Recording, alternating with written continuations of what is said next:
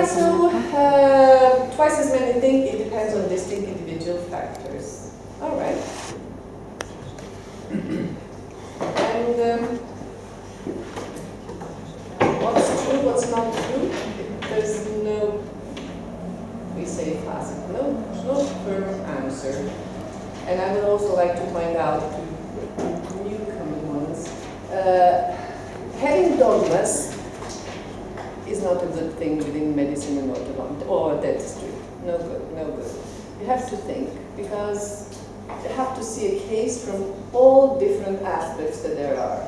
So what is the perfect decision for one patient? If you think that they're the same circumstances, might not be that good for another one. So you have to think well before you decide on something. No dogmas, no clear solutions for everything that function for everything. And that is the same for retention as well. Okay. We see the second question. Now you're supposed to write yourself. You can write up to 3 words or something that you think is an important factor that will help post-treatment stability. So what do you think is important for a case to be stable long-term? Just think of whatever you find important. First, we must have equilibrium of the muscles. You can write it. Just write it. It comes up. Start writing.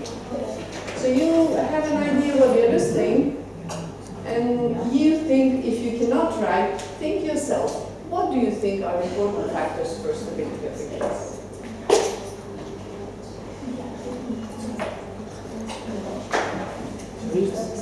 Well, up to. If you want one, you can write one, whatever. I don't see any.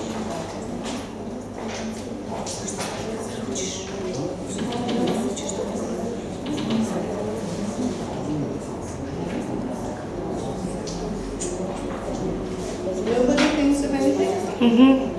Okay, I'm waiting. Good. Oh, okay. Any other suggestions?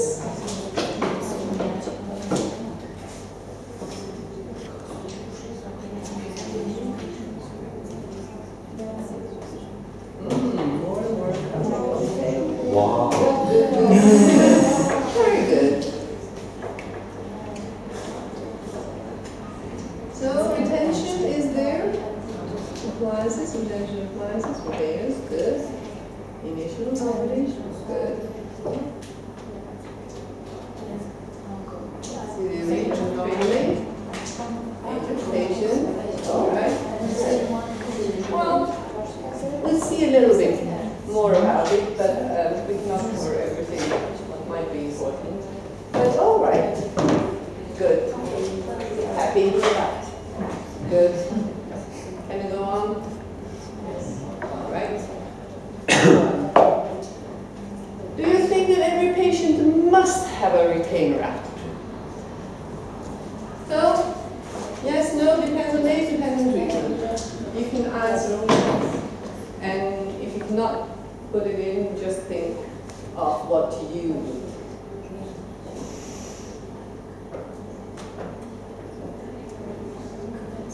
Now we're not thinking about the factors, we're just thinking in general. Do you think every patient must have a retainer?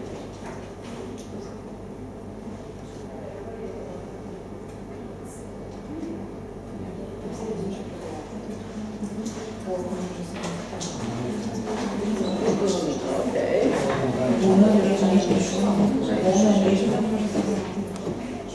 All right. So, majority thinks yes. All right. What is relapse? If you can write short as possible your definition of relapse, and if you cannot write, think of it.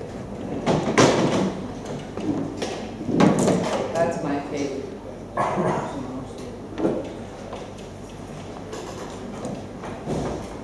How would you, in your own words, in your head, define relapse?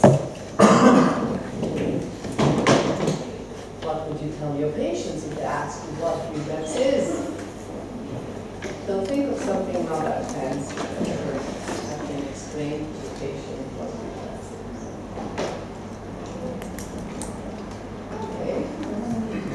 Okay. Any other suggestions?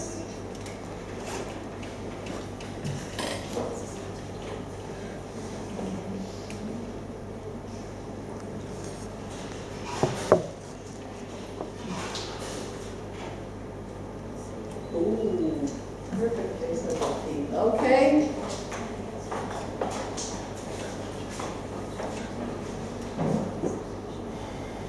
All right. Anybody has something that is completely different from what's written here? No? No other suggestions? Okay, if you agree. Sorry, just Yes. an opinion. Maybe we can the relax. Maybe we should put the relax into some kind of time. We're going to talk about it as well. Because we cannot stop relax after 15 years. Is it relax? That's what we're going to talk about, but I just want Oh, okay. your ideas of those who haven't gone through orthodontic treatment and those who've gone through orthodontic Okay. treatment. What is in your head of relapse? You'll see what patients think as well. Okay? But we'll go to the details afterwards. And alright, if you can see, which of these patients do you expect to be most stable after treatment? We say provided that they all have retainers upper lower, if you want additional, if you want year after, 3 years after, whatever. So which of these patients do you expect to be most stable after treatment? And that is kind of feeling you have, or whatever Dick says. So provided they have the same retention protocol. Okay?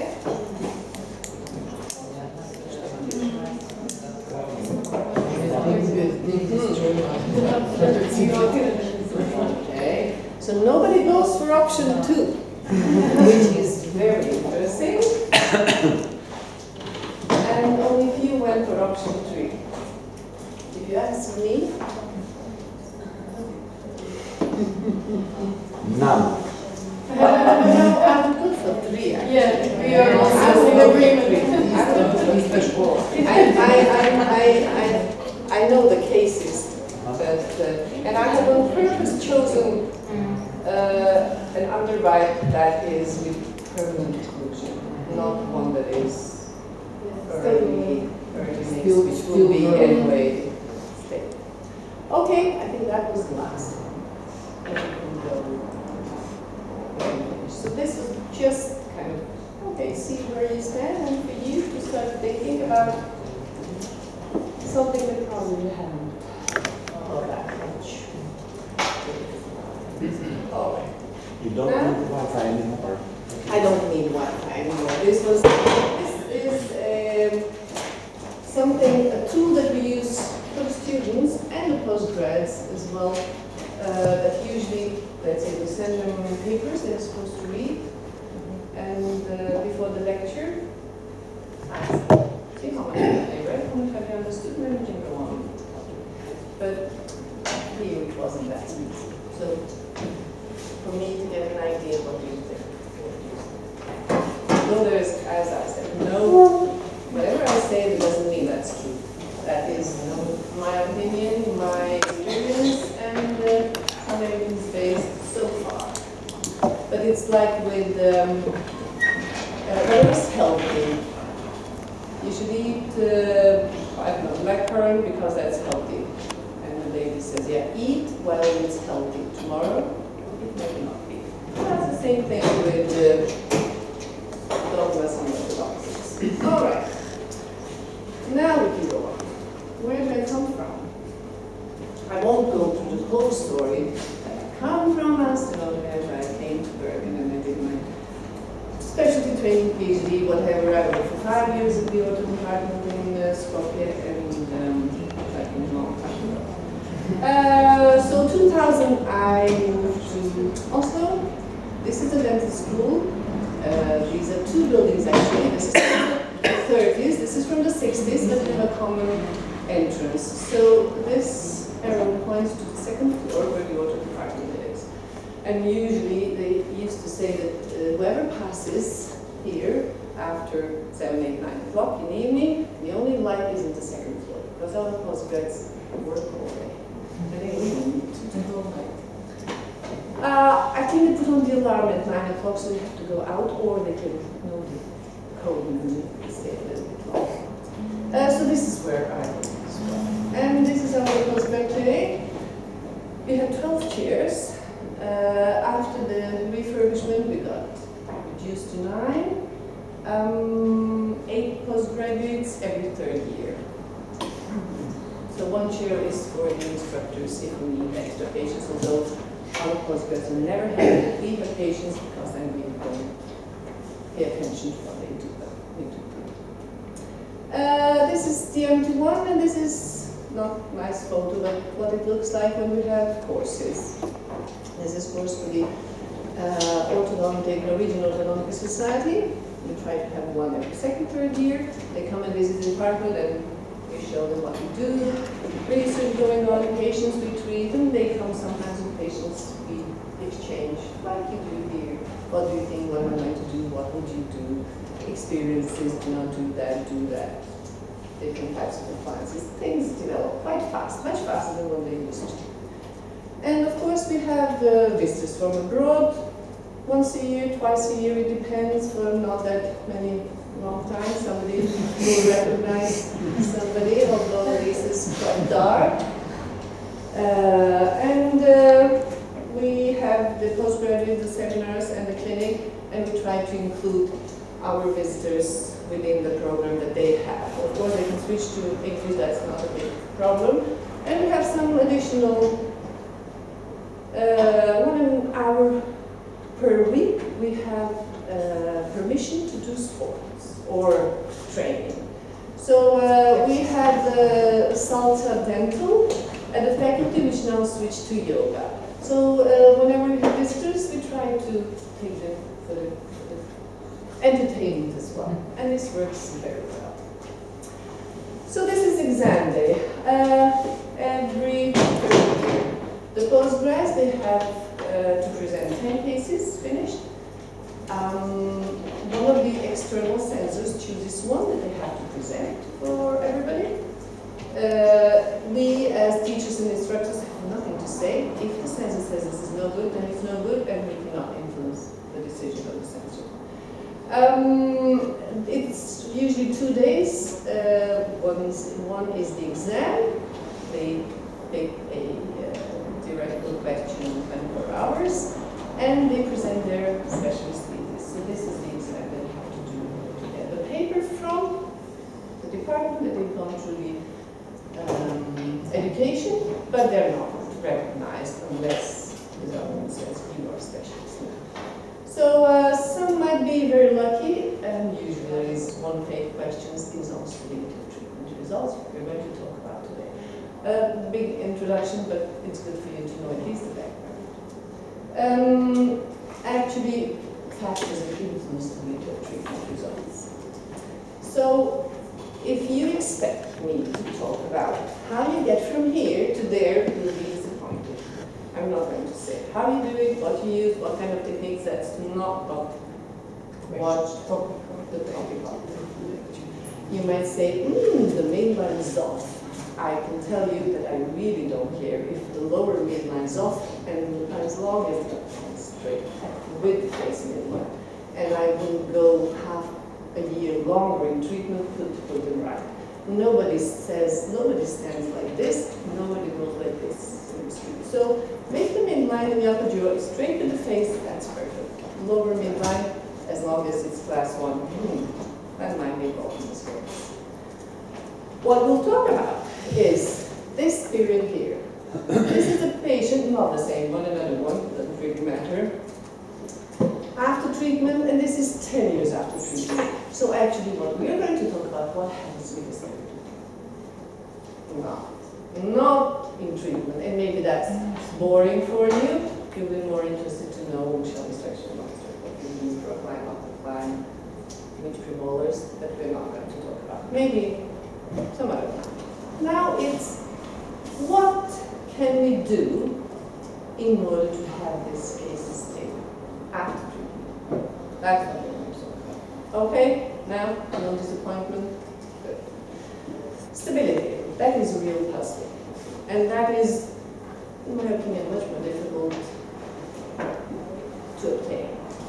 So you think you've reached before and after, that's kind of easy. It's short, okay, and you usually end up with a much lower PAR index, we use PAR to evaluate, than you started. But,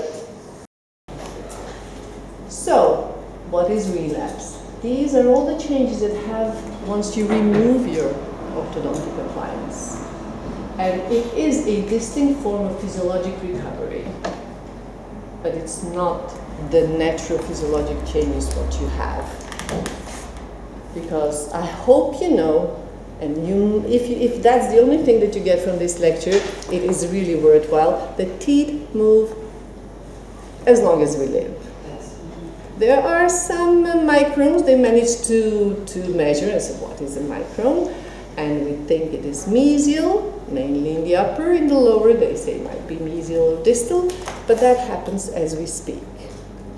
And we're going to go a little bit later on what happens to people who are 50 plus. They grow too or change too. So have that in mind, and you must know these things. If you want to be better than the general dentists who do aligner treatment to patients, all kinds of patients, you need to know growth and development is the strength that orthodontists have. So, okay, why do you say that? I'm bothering you with some form of physiologic recovery, whatever that means. But if you really want to know why, you must know the causes. If you can say something more about relapse. And this I'm going to rush through. You don't have to remember it, just to give you the idea why we say relapse is after we remove the orthodontic forces.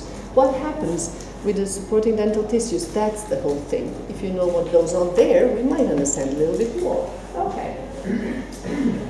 These are 69, 67, Rayton. He was actually also in. He wasn't a professor, but he did work at the department a long time ago. Died 90 plus some years ago. But quite popular. He's published a lot about these principles of retention and relapse. And the idea at that time was that actually these transeptal supracrestal fibers are the ones that are responsible for relapse. So if you rotate a tooth, the idea, they thought that these transeptal fibers, they're kind of stretched and they tend to pull the tooth back. That's what they thought, but that's really not true. It's a lot like propionation of the incisors or similar to. They've done a lot of research. I'm not going to bother you. If you want to read, you can read all of these and there are even more. What they can see and they've done and they've investigated is the half-life of the collagen of these transeptal fibers. Here you have the numbers. You can see that these are half-lives, these are twice as long as the principal fibers of the periodontal ligament. So it means that, okay, these take at least twice as long time to remodel. But they do remodel while you do the treatment, which means that once you've had a patient 2.5 years, it is very unlikely that these transeptal fibers have not remodeled and adjusted to the newly achieved position of the tooth, which means that that is really not the cause of the relapse. But actually, the relapse is the same, happens in the same area where we managed to move teeth. So it is these principal periodontal fibers, subcrestal and alveolar bone. So whatever changes happen there, when you remove your orthodontic appliance, actually are the same, but reverse what happens when you put the appliance on.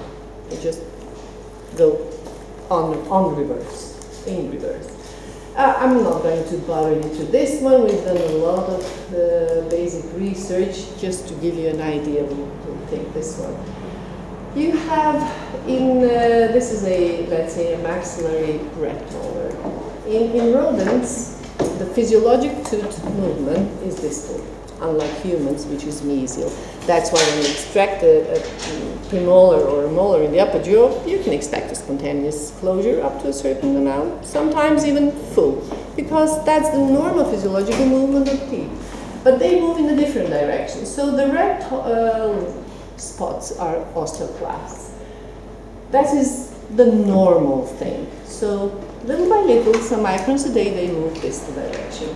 Once you put an appliance, and you usually put it the opposite direction, the osteoclasts come on the mesial side. They increase in number, they absorb the bone so we can have movement of the tooth. And once you remove the appliance, everything goes back. Everything goes back. The osteoclasts go back, the fibers remodel, and you have resuming physiologic tooth movement.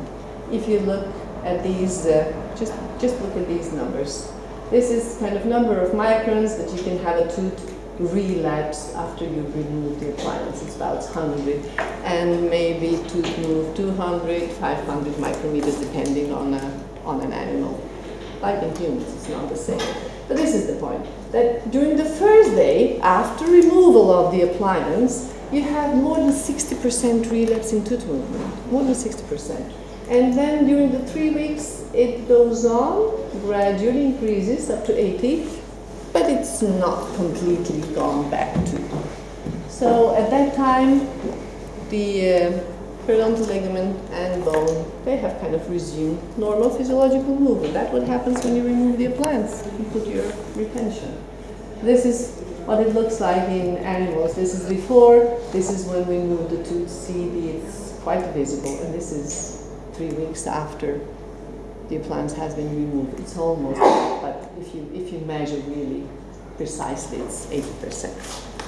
It's not very reassuring for an orthodontic treatment, but it's, fortunately, we do things a little differently.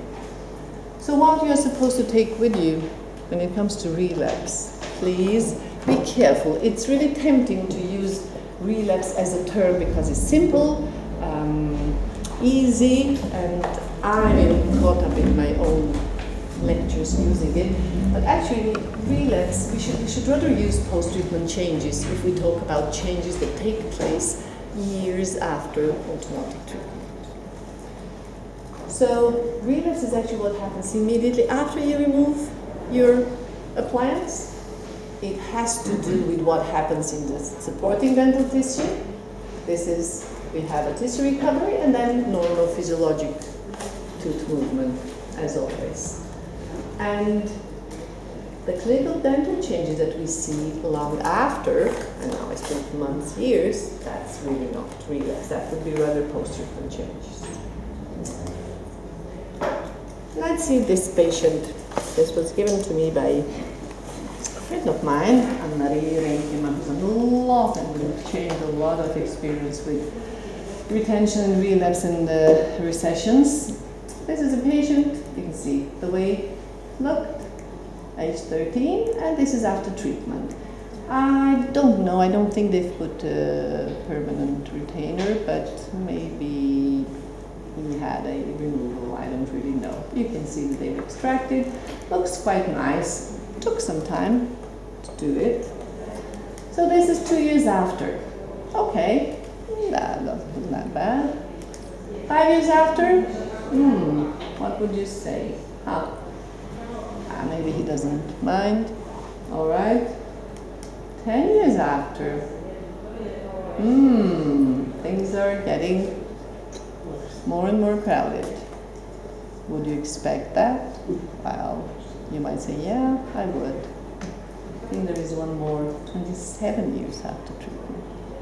But what's the point? What's the point of this whole thing?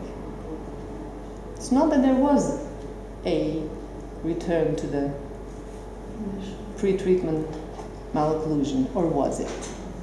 Because again, if you go tooth for tooth, well, this one was labial. This is now very well aligned. This one is, no, labial. This one is labial. Okay. Kind of labial, but this one was labial. This one is even more labial, but here it is labial. So, is this the same malocclusion? If you go tooth for tooth? Is this? No. You have to be careful, again.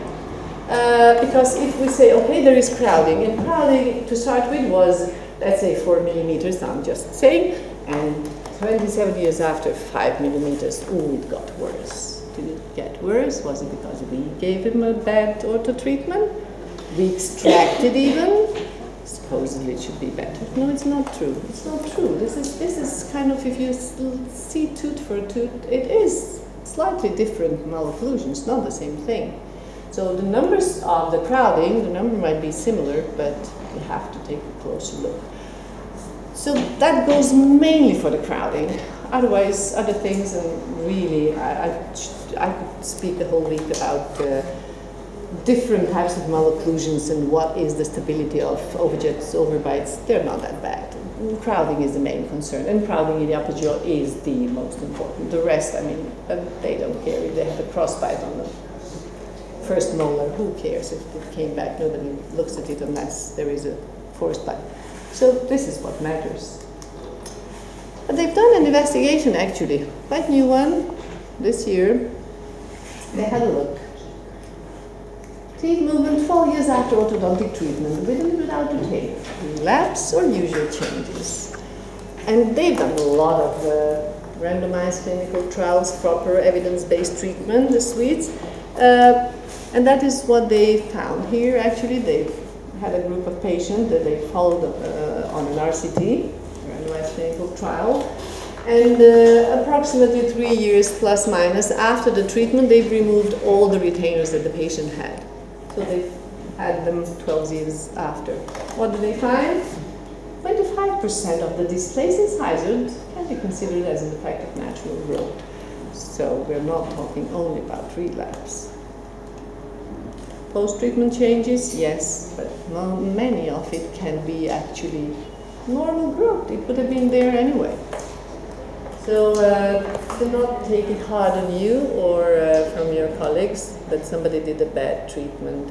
Oh, that was a bad orthodontic treatment. That's not true. It's not true. Sometimes yes, but not in many cases. No, it's not. Okay, now we go to the retention. This is also a new one, and I thought I must include it in the lecture because what they've done here, they've asked patients what do they know about retention before they started treatment. And I really suggest you read this one because it's quite interesting information. Well, of course, patients Zurich, Switzerland, and the patients, not to be mean, but CSAT, Croatia, and I don't know, a village somewhere in Thailand, might have a different background. But still, that gives you some information. Look at the yellow things. Well, they asked them, what do they know? This is interesting. Are you aware that appliances are used for retention after orthodontic treatment? 50% have no idea that they have to use retention appliances. Do you think that's good? So starting with the end in mind, like we start the first day today with retention and you're going to have other things. That's the same thing. When you have your patient the first day and discuss treatment with the patient, you have to make absolutely clear that they have to use retention appliances after teeth are put straight. And that is extremely important, even more important than the treatment itself. So 50% have no idea. That's really ridiculous. So when do they think they need the retention? Well, here it is. In most cases, fortunately, 50%. But they say after comprehensive tooth movement. So it's kind of, well, so and so. Do you believe a perfect treatment result can guarantee stability? Somebody said, yeah, end of treatment. when it came to factors influencing stability. Half of them think it is important, which is up to a certain point if you do a good class 1. But not always. Now I'm mean, but that's true, that's true. Do you see that teeth can move without orthodontic appliances? Which I asked you now, fortunately everybody knows. Well, how many? 78% think yes, which is a good thing. Because then you don't have to go through all the idea of explaining that, okay, are you aware that 20% of your bone is going to be changed throughout this year? No, they don't know, but that's what happens. Grown-ups, maybe 5 to 6% per year, which is a lot still, but your patients are in 20%. Let's see. What influenced their answers? So education, both of the parents and of the patients, as past experiences with orthodontics influenced the results. So the more experience you had, of course, you were more aware that you had to use retention appliances, that teeth move, that they can move, that it's important to have it, which is absolutely important. So, conclusion. Stability of orthodontic treatment results is very important to patients deciding about prospective orthodontic treatment. Knowledge regarding the need for orthodontic retention varies and might be contradictious sometimes. So you have to pay attention to your patient's background as well. And you must inform the patients the very day you put the appliances, although they don't really think about. But if you have a paper where it says and they sign, you can always refer at least and say, you know, it says there, did you read? Some read quite carefully and they come and say, you've written 2 years. I am now in the 23rd month. When am I going to finish? So you have to be, some are more careful, but be careful about it. And again, this feels like Trump and his idea of buying Greenland, it was old, and retention is really old. That's nothing new, really, whatever we might think. This is from 69 or 67, and in that article it says retention period has even been called secondary orthodontic treatment, referring to an article from 1935. So we are not that new. I mean, people knew that we need some retention after we are finished with orthodontic treatment. 1935, 80 years ago, more than that. And later on, everybody knows London retention is a continuation of orthodontic treatment, and you must see it like that. Actually, retention is a continuation of orthodontic treatment. And that is one of the factors for treatment stability, definitely. So you might say, okay, we have retention procedures to avoid relapse tendencies, or increase stability, or you'll call it light ortho treatment. I'm not advertising, but light ortho treatment, that's retention. Okay, now let's see what has been done evidence-based on retention. I might say a lot, but is it true? 2006, Littlewood came on the map writing this Cochrane systematic review. Very important. And the conclusion, and you might say, if you've read and you read systematic reviews, it's like anything else, insufficient research data on which to base our clinical practice on retention. In a way, you can do whatever you want, everything works or nothing works. But that's the conclusion. So yeah, we knew little, but we knew a lot. You really know only when you know little. Doubt grows with knowledge. Why? This Cochrane systematic reviews, it's not like you write one and then you're finished. Every 10th year you have to make a new one, update it. So 10 years after, 2016, there comes a update of the previous systematic review. And this is again, retention procedures have longitude position after treatment with orthodontic braces. And during these 10 years, there are a lot of articles, many RCTs, I might say, on retention procedures. We'll go through some of them. But still the conclusion, even after that much knowledge gained, is any evidence that wearing theraplastic retainers full-time provides greater stability than wearing part-time. There are at least 4 or 5 articles that show that if you wear them only night, it's the same as if you wear them all day. But some people still say you should wear it all day. Okay. Insufficient high quality evidence to make recommendations on retention procedures. So, you might say so many RCTs and retrospective data. Doubt grows with knowledge. We haven't come that much further, but let's say what the randomized clinical trials say. This is one by the Swedish group that had the article that I showed you now. They've done 3 groups: upper, removable, vacuum formed, retainer in the lower; upper, removable, vacuum formed, and stripping in the lower, no retainer; and kind of positioner for both jaws, no fixed retention.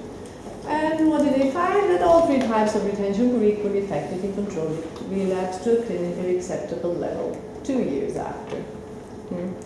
So they're all equally functional. Another one, they've used one group with wholly upper lower, vacuum formed, and fixed retainer, wholly fixed retainer. No statistically significant difference between the groups 1 year after. So they're all equally okay.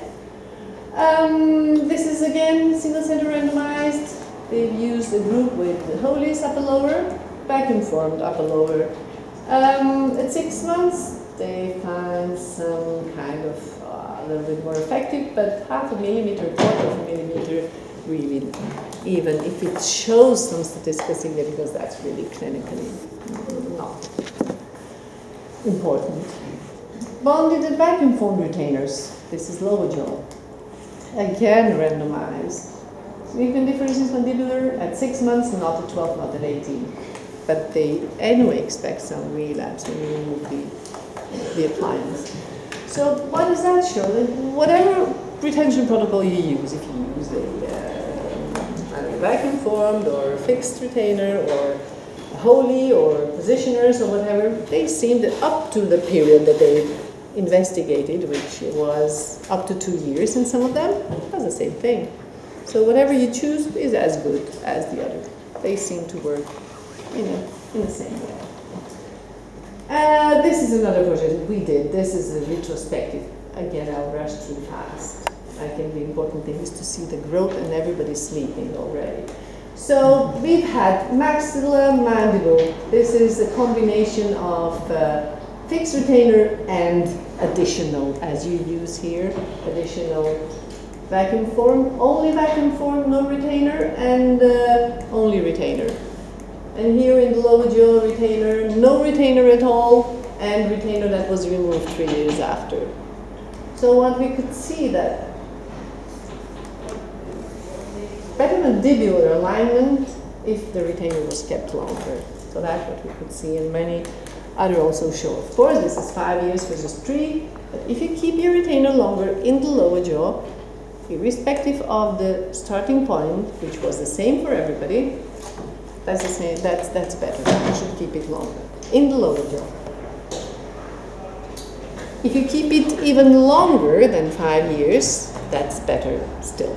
So if you look at the patients 10 years after, and you have here a retainer at 10 years and no retainer or removed 3 years, like here, it's even worse. So the longer you keep your retainer in the lower jaw, the better it will be.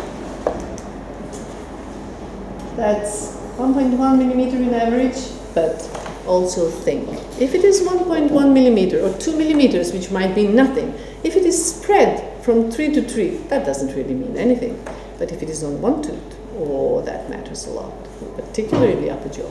So numbers are important, but you have to know where that is. Upper jaw.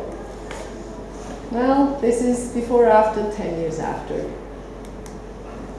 On average, if you had a retainer for 10 years versus only removable for 3 years, meaning you had a patient that had 3 years removable and then had nothing, and then you have a retainer kept fixed for 10 years, you gain about a little bit more than 0.5 millimeter. So upper jaw is not that important, but the changes are much bigger in the lower jaw than they are in the upper.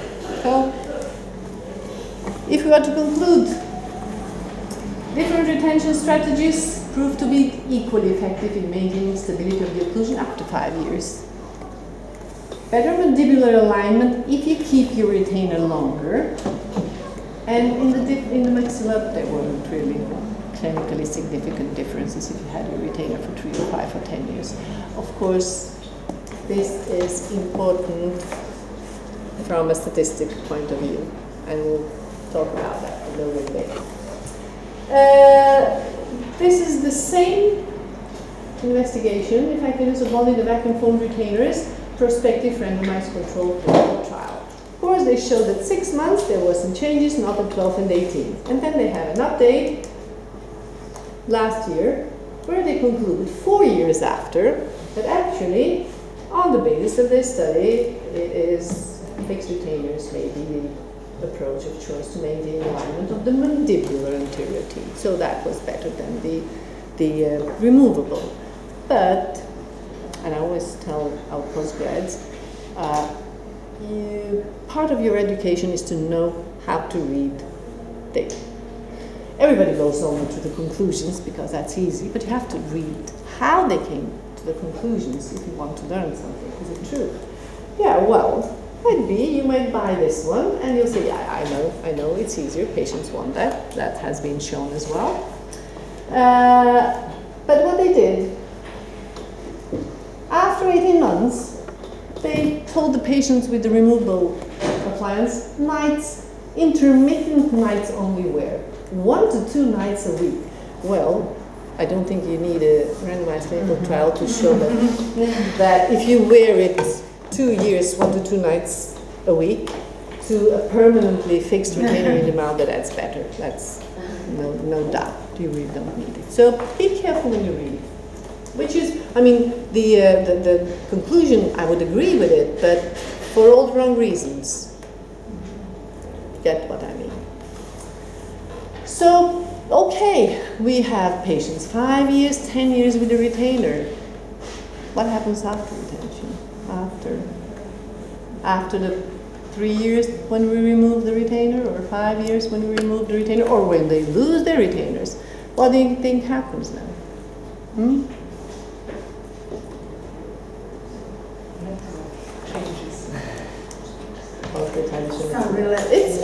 It is an appliance in its own way. So if you remove it, you might expect something to happen. And of course, it's not a rule of thumb. It's not really true. But if they come as they do with us, then they find, oh, I lost my retainer, and I have to get an appointment immediately because you said if I lose it, you have to come so and so. Okay, well, we cannot receive because its book is full. Maybe next week. No, you say I have to come. Whatever. When did you lose it? 3 months ago, maybe. Well, so what's the point of rushing if you lost it 3 months ago? Because if it was yesterday, that's another story. Might be you'll see some years, 3 months and nothing has happened. Well, so what? Why? Okay. It's an interesting also group. Not very many dare do something like this, but this was when I was a postgraduate student. That was a prospective trial where they wanted to, they had the patients treated, they gave them fixed retainer in the lower jaw and removable wholly in the upper. And after 2 years, they were removed, so nobody wore nothing. And after 10 years, they called them and we could evaluate the data. So what was important? Again, I'm not going to go too much through these things, but I don't know if you use PAR score and you know what that is. Yes, no? Okay. For now, the higher the PAR score, the worse the malocclusion. The lower it is, the better the occlusion. It's never 0, but you can see here from 20, which is really not that high, might be up to 30 sometimes. It has reduced to 4.5, which is not that bad after treatment. And then, well, doubled 10 years without retention. Okay, that gives you an idea of the malocclusion, but not the details. What did we look at the irregularity index? Crowding in the lower, crowding in the upper jaw. Before and after, what were we talking about? 4.2 in the upper jaw, 2 at the end, and 2.8 10 years without any retention. Well, that's not that bad, still better than before. But look at the lower, 2.7, 1.5, and 3, worse than before. What are you going to say? Then think of the patient I showed you. Are teeth in the same position as they were before, or have they moved somewhere else? Maybe. We don't know. The numbers are worse, but it doesn't mean that we have gotten back to the same malocclusion. And it's only that's really not a big deal. Okay, are there factors that are important for the stability? Because obviously some were better than others. The only thing that we found important was the treatment, the amount of treatment change. Some of you wrote that the starting malocclusion was an important factor that could influence stability, which is up to a certain point true. Although there are one study too that do not show any direct connection, but many more others show that there is, and particularly in the upper jaw. So, overjet, overbite, intercanine distance. The canine to canine dogma, you should keep the same, you're not supposed to expand. Well, who expands? When you extract because you're not supposed to expand, and anyway the intercanine distance increases because you have to move them distally. So what's the point? And so many studies show that it really has nothing to do with stability. It's not important. Canine relationship, molar relationship, nothing really influences, not age, extraction, up to some point, not gender, only treatment change. So the bigger the change there is during treatment, the more chance you have to get back to the previous malocclusion or bigger post-treatment changes. And particularly for the lower, but also for the upper jaw. So, if we can conclude, post-retention changes in the anterior segment are significantly negatively correlated to the amount of treatment changes. So, smaller changes, less chance for relapse or post-treatment changes. Need for retention appears to increase with the degree of alignment correction. So if you had a patient like the one I showed you before, let me see if I have her, yes. If you have a patient like this, I mean, yes, you do need to put a permanent retainer. If it's too deep, you're going to put your retainer higher up. Sometimes it's difficult, but this one should have. Definitely. But if you have, that's her, I think. And she was the same 5 years after. We don't have the 10 years after. She's not been treated that long. But this one, I mean, you have a patient like this.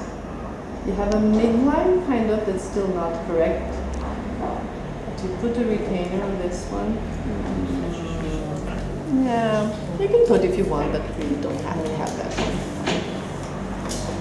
Long, long, long. And what's interesting, actually, this is not evidence-based, this is experience-based questionnaires sent to orthodontists in many different countries. And when they ask, how do you decide what type of retainer do you use? Well, 90%, 95, 79, 74 say pre-treatment malocclusion.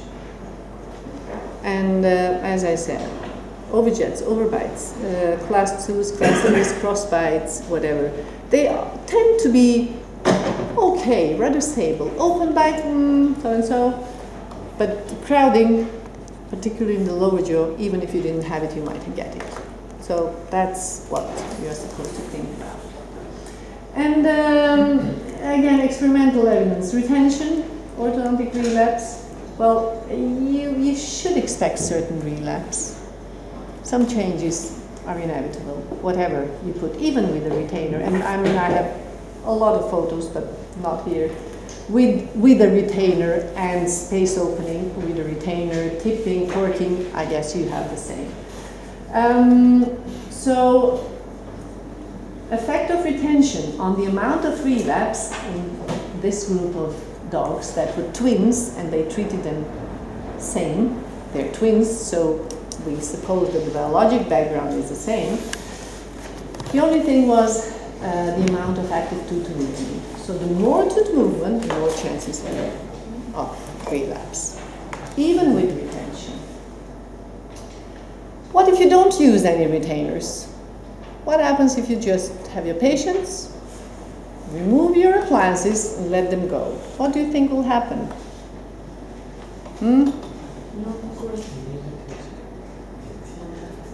Nobody dares do something like that in a randomized controlled trial because they might sue you. But these ones, they managed to do it for a month. That was quite interesting. And what happened? They removed everything for a month, but kept the brackets on. So when they came back, they could see that there was an immediate relapse in the mandibular alignment. That was number one.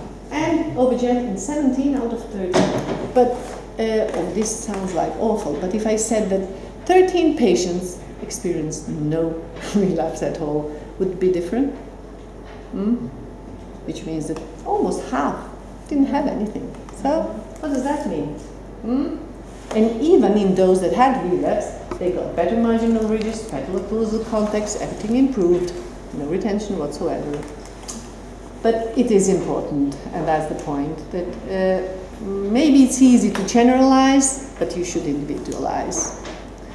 If you are a patient, a medical patient, and now it's so much about individual treatment, you want to be treated to treatment that's best suitable for you, not follow all the routines that medical doctors have. And this is the same thing. You should be a little bit more, well, strict. Think a little bit more what is useful, what's not useful, and think about the patient. Because after all, okay, what we were talking about, and what all, unfortunately, dentistry and medicine is, that's statistics. So when we say that something is statistically significant, means that it goes either for the 90% of the patients that we treat, or, if we're lucky, for the 99% of the patients we treat. But still, there are patients who are outside of this normal chart, and sometimes you might be so unlucky as to bump to one of them, and they do not fit 95 or 99%. So yeah, statistics is important, and it gives us an idea to generalize, to know, but think individually. It's like, okay, you would, if you know that 5% of the M&Ms are poisonous, that's nothing compared to 95 that are not poisonous. Would you take one? Well, that's okay. So let's see some patients. I'll be soon finished, but we need to go through it. Now, what you might think? What do you think about this patient? This is before treatment. What would you do? X? Somebody would extract in this patient? Now I didn't give you all the information, but let's say, nothing. It's not an exam. Would anybody extract? No? You would not. Okay. Retainers? Yes? Yes. Both jaws? Yeah. Okay. That's a patient. But this is kind of, I'm so sorry you cannot read these ones. This is skill without imagination, is craftsmanship, and it gives us many useful objects such as wickered picnic baskets, But imagination without skill gives us not enough. So this was definitely skillful. You would agree? Quite skillful.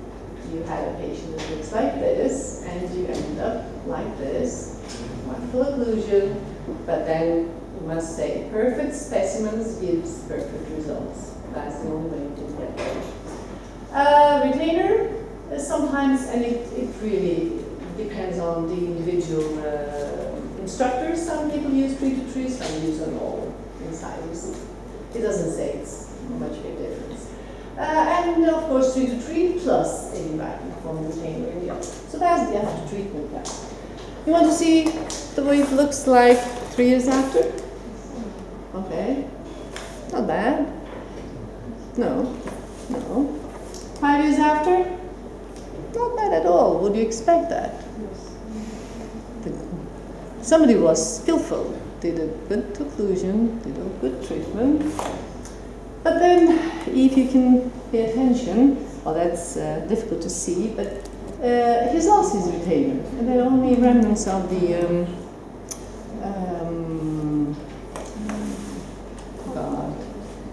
the bonding, and he's lost the lower as well.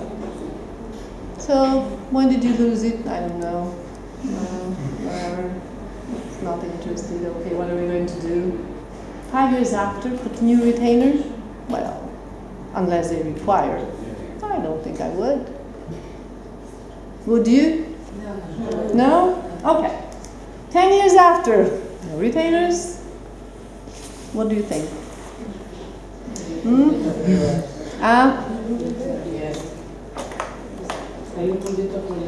A little bit of relapse, okay. Anybody has any other? Okay, that's the guy, 10 years after. And I tell you, this has nothing to do with skill. I mean, the skill was there before and after. And we did the perfect occlusion, as good as you can get it. But this is not skill. Of course, one knew that you have to use a retainer in order to maintain.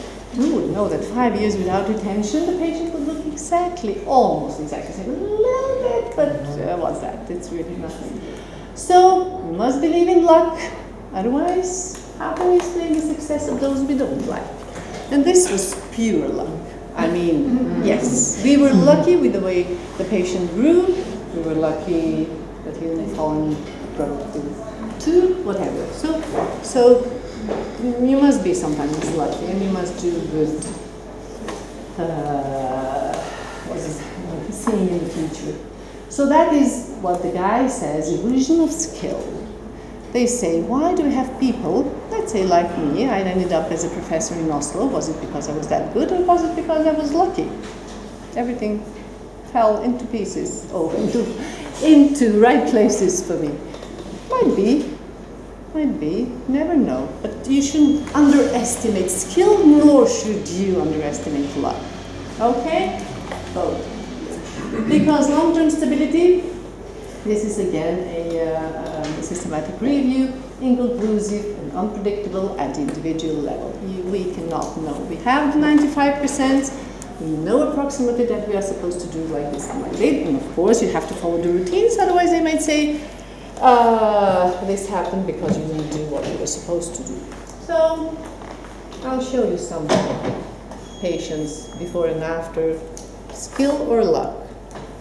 Of course, you have, nobody said that the diastema would be stable. Nobody, no answers for the diastema, yeah? Nobody. And this is before and after treatment, okay? And that's 5 years after debonding, and he still has his retainers. And this is with retainers. What more can you do? You are unlucky, whatever. Couldn't do anything. So, this is also another new investigation. This is before treatment, after treatment, one, and this is so many years after retention.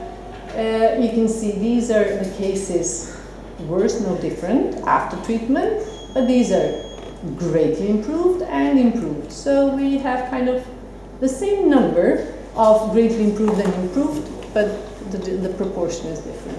And some more that are worse, no different. But that is the way you look. It's half full or half empty. What does it say? That occlusal relapse can be expected after active orthodontic treatment, irrespective of long-term use of fixed retainers. Yeah, well, in some cases, not many, but still you can. So it's not like you have a retainer and everything is fine. Maybe, even if you didn't put the retainer, the patient would be fine. But that we could never know. And canine to canine, effective to maintain mandibular size and alignment. So they find kind of the similar things what we did. So in the mandible, it's more important to have a fixed retainer than it is in the upper jaw, unless it is extreme crowding, extreme rotations like the ones I showed you. Okay, we don't have to go through this. I'm going to pass. This is one that I hope you have access to Medline or PubMed or whatever, and you can get this one. This is also very new from this year. These are development of clinical practice guidelines for orthodontic retention. I don't have to go through it now. If you find the article, they're kind of okay according systematic reviews, research, previous experience. They've made guidelines for what to use in what cases, what type of retention you can use for better stability, of course. So here are, they've seen it, retention in each arch, what type of material you should use, how long they're supposed to be there, and who's going to take care of the retainers. Okay, now, before we go to the age growth, and I think that will be important, you'll bear up with me, 10 more minutes, okay, good. Patient, 12, 15, 10 years after, what do you think?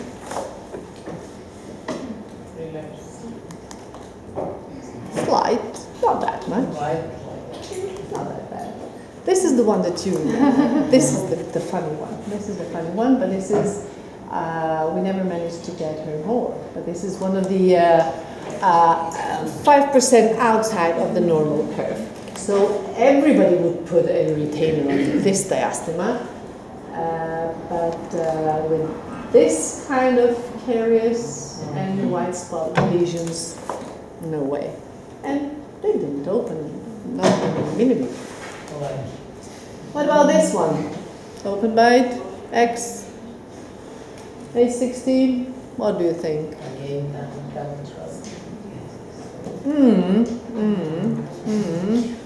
Never give up. Not that bad. Not that bad. Not that bad. Some, but not really. 26 looks quite okay. What about this one? 14, 16. Huge overjet. Deep bite, impingement, diastema, 26. What would you expect? Even better. But that is my point when we discuss the cases. If, and this is a boy, if their growth is anterior forward, it's only to your advantage, and then you're lucky. You are skillful, you might say, wow, God, it worked very well, I gave you this advance, but that's being lucky too. So you should be skilled, but lucky too. Okay, what do you think about this one? 12, 15, 5 years after. Okay. Okay. Is this relapse? No. And that is again growth. Yes, because this is nothing to do with this one. No, it's not relapse, but this one has grown unfavorably. So this is bad luck. Because this is rather skillful, you might say, but this was bad luck 5 years after. So it isn't shit happens. Yes, bad luck, but that's true, that's true. Okay, now, last thing. Can we expect eternal stability of orthodontic treatment results? No. Now everybody says no. Somebody said yes. There were a few who said yes, depending on the treatment. I don't remember what it was. And I could agree with them, but you have to know them, and that's not always easy to tell. So yes, no, but maybe.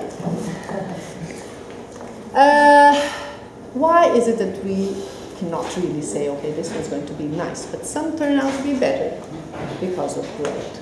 And growth physiologic changes, because when one says growth, you think of, well, being small and then being big.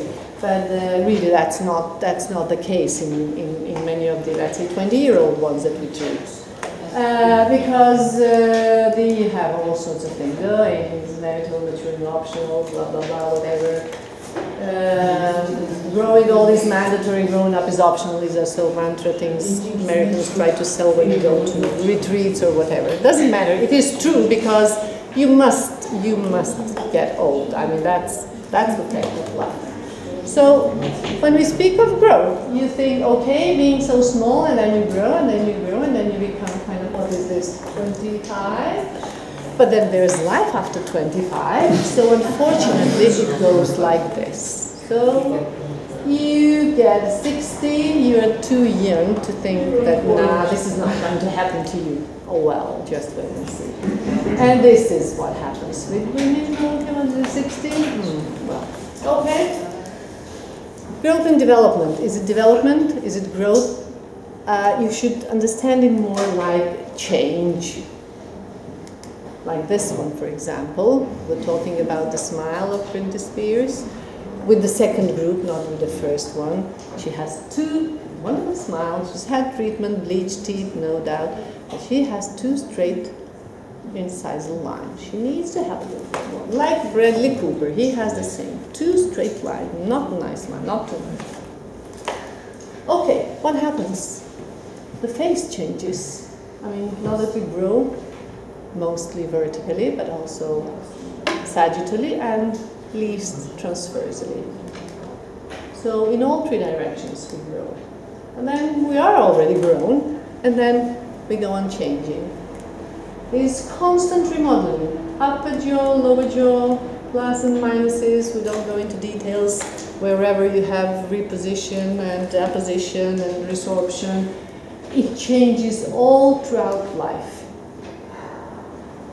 Bone remodeling cycle, up to what we were talking about. 20% of the skeleton may be replaced by remodeling every year, and our jaws are part of the skeleton.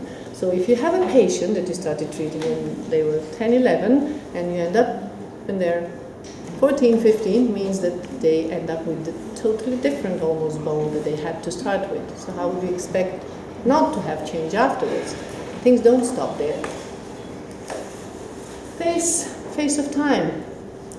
Slightly different changes in males and females, but the important thing, okay, you have kind of maybe faces that are in between there. Teenage years and then 20s and 30s. So there is still change.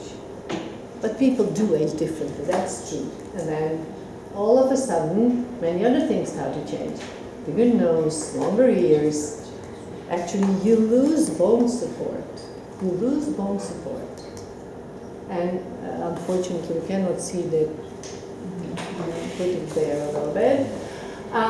What happens actually, bone support is less and less. So we do have the processes of bone resorption and bone apposition, but more bone resorbs and less gets formed. And that's why you don't have the same bone support, and that's why you need to go to fillers or to do other things. And some do it very well and they look much better, but some get destroyed. So things change. That's about bone. And if you don't have that enough bone support, what do you expect? Where would teeth be? And that there is a change in the periodontal ligament in the lips, the soft tissues, muscles, everything that's around them. Nothing is the same. And of course the occlusion changes. And if you go through these, there are several of these longitudinal investigations looking at not patients and people who haven't had orthodontic treatment, but they experience a lot of changes. So the palate, the resorption, the changes, even class 1 patients end up as class 3. So you cannot consider the occlusion as a stable, fixed interrelationship of teeth after you have removed your classes. No, it is a dynamic occlusion. And this one as well, they've looked at dental students actually, Ludwig, you know him, is dental students at 22, 33, 43. I think he has them at 53 as well. and looked at the changes. And of course, occlusion changes, everything changes. It's not. And this is also an interesting one from my former professors. They had a group of 8-year-old ones, somewhere in, I don't know, 50s, 60s. They took photos of. And they managed to find them and take photos of them 57 years after. Most of them didn't have any treatment. And they looked at them. So you can see, that was kind of nice occlusion, you might say. Look at the collapsed tree. That was bad luck. 8 years, looks okay. 65-year-old, crowding. So not treated. Not treated. Not treated cases, not treatment. treated. So they asked them what do they feel like, and this is what we try to use to show our authorities that it's important to have auto treatment.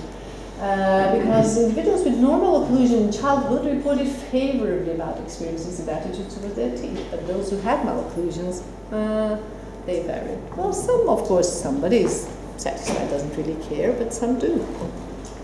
But in general, it's no. So, yeah, no support for permanent stability of orthodontic treatment results in surrounding soft bone and dental tissues. But sometimes we might be lucky, and even things might improve.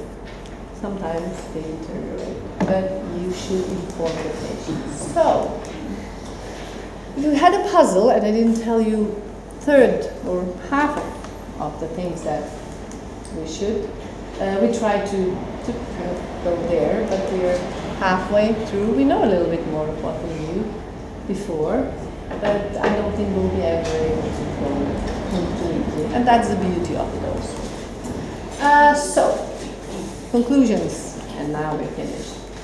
Relapse encompasses changes that take place immediately after removal of orthodontic force. If you have changes taking place after physiologic recovery, that is post-treatment change. Rather use that term.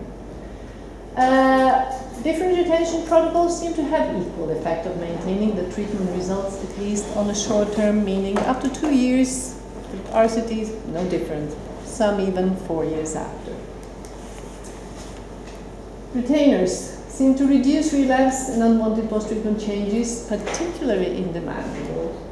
Large treatment changes, although, seem to require retainers for a longer period of time, both in the maxilla and the mandible. Large individual differences, enormously, both short-term and long-term, and they are not always easy to predict. It's like cross your fingers and hope it goes well. And this is really important. You must be able to inform your patient. Of course, before treatment, that they're going to have a retainer or retainers after treatment, but also that the occlusion might change even if they have retainers. And I say, oh, so why did I pay if my teeth are going to change? Well, it's like I say, okay, you have an illness or whatever, and you go to the doctor and you're cured. And they don't tell you, I give you 5 years guarantee you're not going to get ill. Who can give you that? They would even laugh themselves, the patients, of getting such an assurance that they're not going to be ill. And that's the same thing. Okay, I know I can tell you that for a certain period of time, a year or two max, if you use them, it's going to be okay. But it might change. So, thank you, and I thank definitely my Top Gun friend.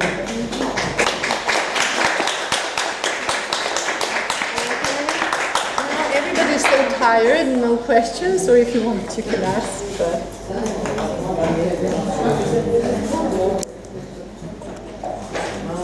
If you'd be so kind to fill out those